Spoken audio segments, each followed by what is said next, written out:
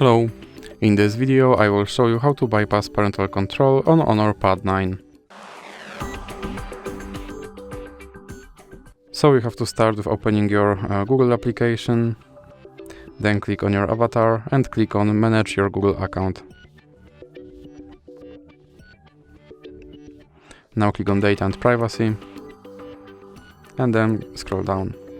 Now click on Delete your Google account. And here you have to enter your password.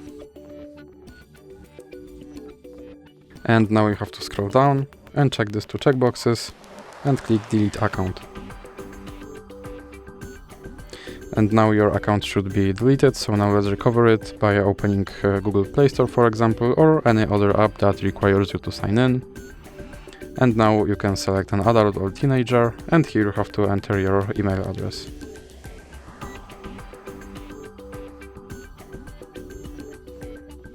Then click Next. And as you can see, my account is deleted, so let's click Next to recover it. And now I have to enter my password. Then click I agree. And then click Accept. And as you can see, my account is recovered and my parental control is bypassed.